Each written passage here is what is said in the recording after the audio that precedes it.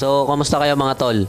This year NCAA off-season ay nagsimula na nga mag-recruit ang mga high caliber team para nga sa next season ng NCAA. Para mapalitan ang mga key players nila this season dahil nga ay posible na silang sumali sa this year NBA draft. So, isa na nga dito yung University of North Carolina na ang starting point guard nila na si Coby White ay sasali na nga sa this year NBA draft.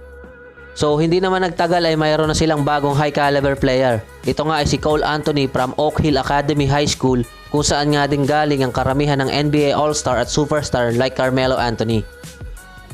So mga tol, unahan ko na kayo. Si Cole Anthony ay hindi kapatid ni Carmelo Anthony, pero anak ng isang former NBA player at ngayon niya ay TV analyst sa NBA na si Greg Anthony na naging NCAA champion din noong 1990 sa University of Nevada, Las Vegas. So nung napanood ko nga ang laruan ni Cole Anthony sa McDonald's All-American Game ay parang Derrick Rose nga ang galawan nito. Yung version ni Derrick Rose sa college at hindi yung version niya sa NBA kung saan nga ay healthy pa siya. Si Derrick Rose nga ay solid point guard nung nasa college pa siya at talagang malaki ang inangat ng level ng game niya sa NBA. Ang one reason nga kaya siya pinili ng Bulls last 2008 NBA draft ay dahil nga Chicago native nga itong si Derrick Rose.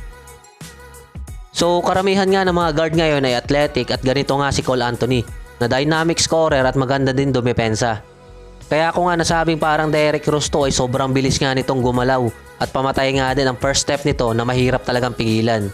Ang lamang nga lang ni Cole Anthony kay Derrick Rose noon ay mas maganda ang mid-range shot nito at consistent. So after nga niyang manalo ng MVP sa nakaraang McDonald's All-American ay nag-commit na nga itong si Cole Anthony sa University of North Carolina.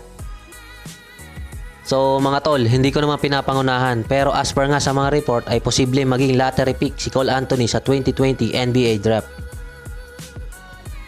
So shoutout muna mga tol sa mga patuloy na sumusuporta sa ating YouTube channel.